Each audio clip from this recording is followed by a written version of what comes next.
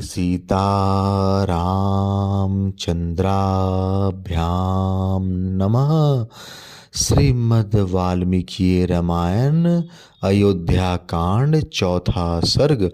श्री राम को राज्य देने का निश्चय करके राजा का सुमंत्र द्वारा पुनः श्री राम को बुलवाकर उन्हें आवश्यक बातें बताना, श्री राम का कौशल्या के भवन में जाकर माता को यह समाचार बताना और माता से आशीर्वाद पाकर लक्ष्मण से प्रेम पूर्वक वार्तालाप करके अपने महल में जाना।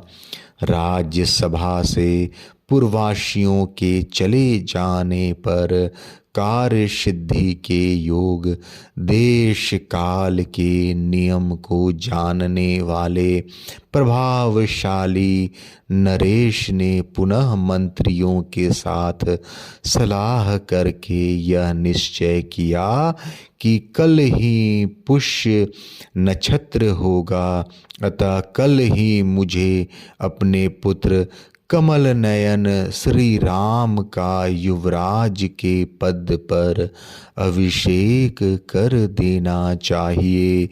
तदंतर अंतःपुर में जाकर महाराज दशरथ ने सूत को बुलाया और आज्ञा दी, जाओ श्री राम को एक बार फिर यहाँ बुला लाओ। उनकी आज्ञा शिरोधार्य करके सुमंत्र श्री राम को शीघ्र बुला लाने के लिए पुनः उनके महल में गए।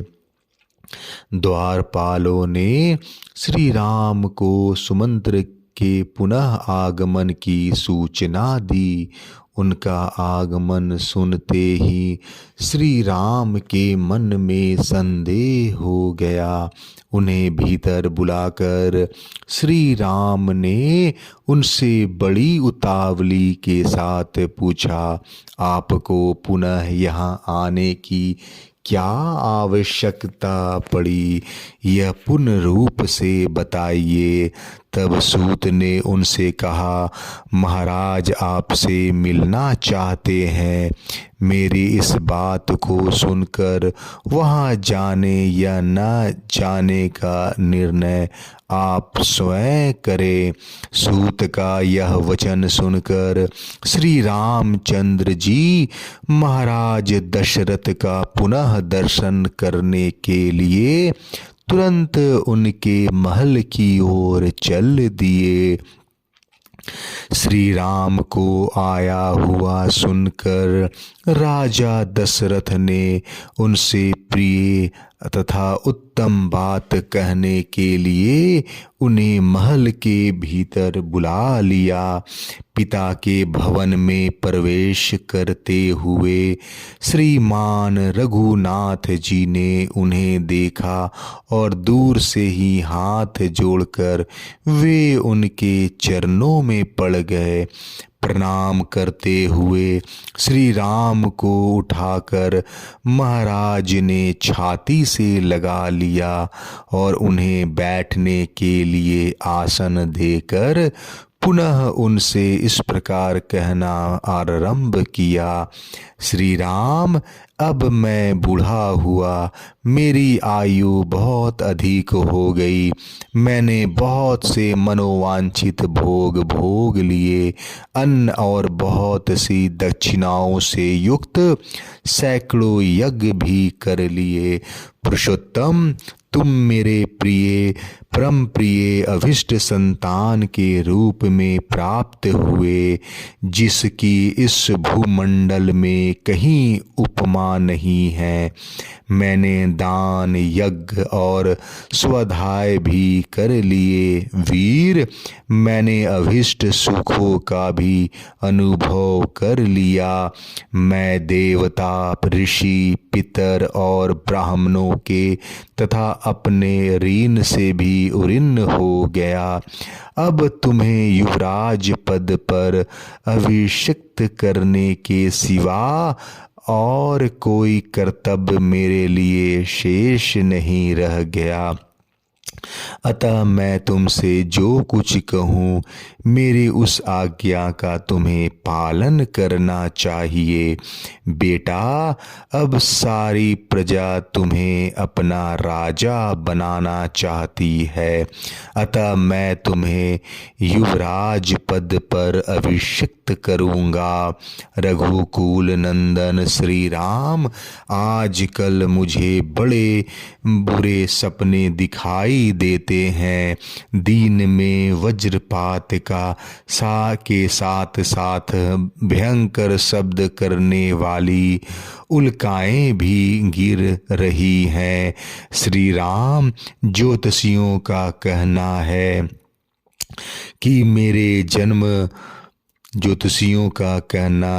कि मेरे जन्म नक्षत्र को सूर्य, मंगल और राहु नामक भयंकर ग्रहों ने आक्रांत कर लिया है।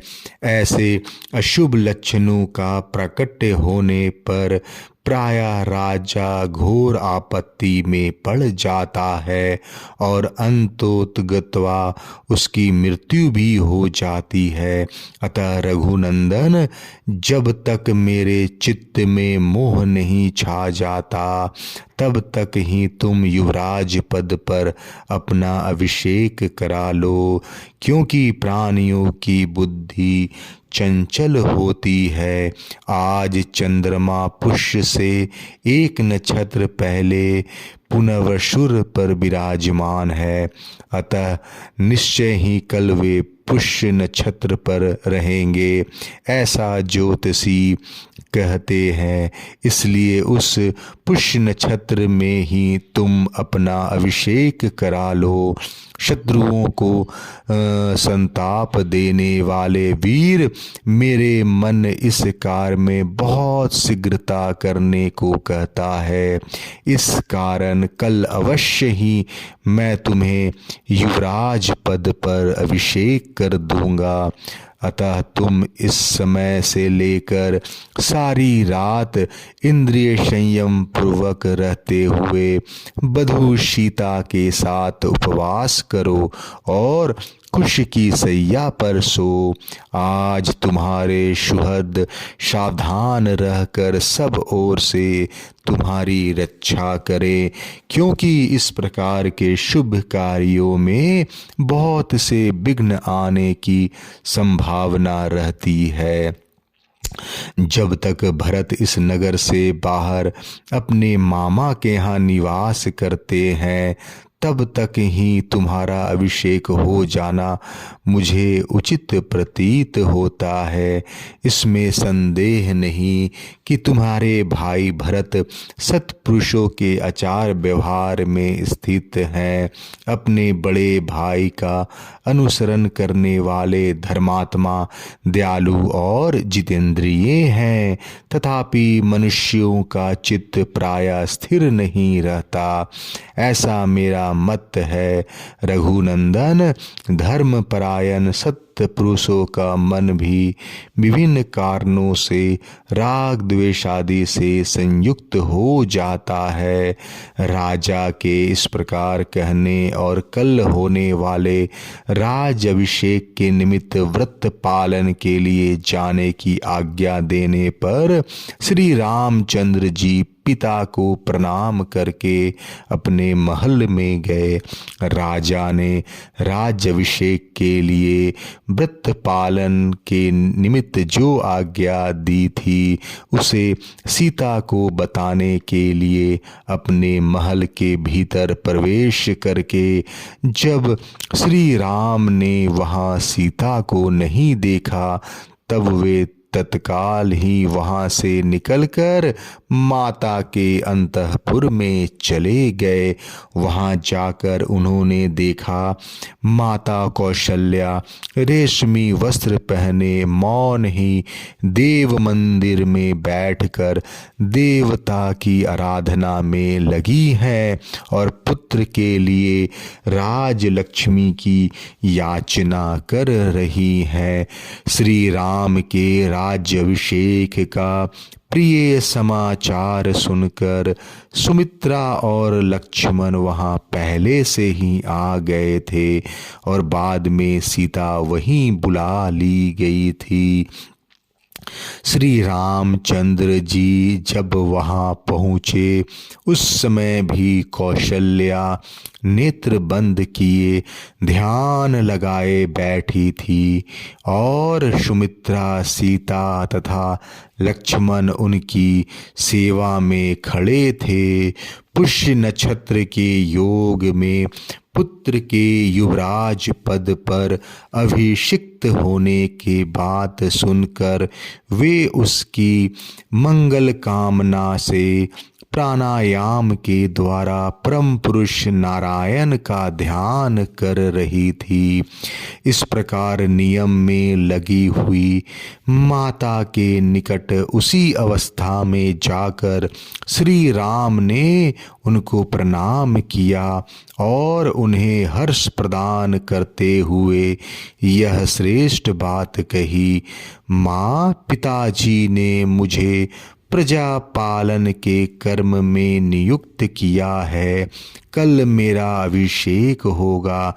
जैसे कि मेरे लिए पिताजी का आदेश है उसके अनुसार सीता को भी मेरे साथ इस रात में उपवास करना होगा।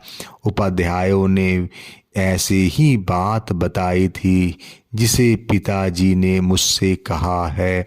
अतः कल होने वाले अभिषेक निमित्त से आज मेरे और सीता के लिए जो जो मंगल कार्य आवश्यक हो वे सब कराओ।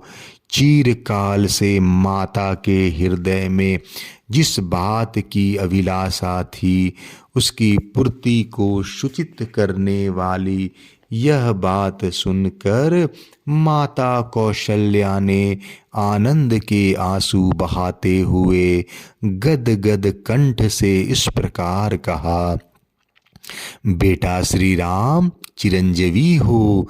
तुम्हारे मार्ग में विघ्न डालने वाले शत्रु नष्ट हो जाए। तुम राजलक्ष्मी से युक्त होकर मेरे और सुमित्रा के बंधु बांधवों को आनंदित करो। बेटा, तुम मेरे द्वारा किसी मंगलमय नक्षत्र में उत्पन्न हुए थे जिससे तुमने अपने गुणों द्वारा पिता दशरथ को प्रसन्न कर लिया। बड़े हर्ष की बात है कि मैंने कमल नयन भगवान विष्णु की प्रसन्नता के लिए जो व्रत उपवास आदि किया था वह आज सफल हो गया। बेटा, उसी के फल से यह इक्ष्वाकु कुल की राजलक्ष्मी तुम्हें प्राप्त होने वाली है। माता के ऐसा कहने पर श्री राम ने विनीत भाव से हाथ जोड़कर खड़े हुए अपने भाई लक्ष्मण की ओर देखकर मुस्कुराते हुए कहा, लक्ष्मण, तुम मेरे साथ इस पृथ्वी का राज्य शासन पालन करो। तुम मेरे द्वितीय अंतरात्मा हो। यह राजलक्ष्मी तुम्ही को प्राप्त हो रही है। सुमित्रानंदन, तुम अभिष्ट भोगों और राज्य के श्रेष्ठ फलों का उपभोग करो। तुम्हारे लिए ही इस जीवन और राज्य की अभिलाषा करता हूँ। लक्ष्मण से ऐसा कहकर श्री राम दोनों माताओं को प्रणाम किया और सीता को भी साथ चलने की आज्ञा दिलाकर वे उनको लिए हुए अपने महल में चले गए। अयोध्या कांड चौथा सर्ग समाप्त। जय श्री राम।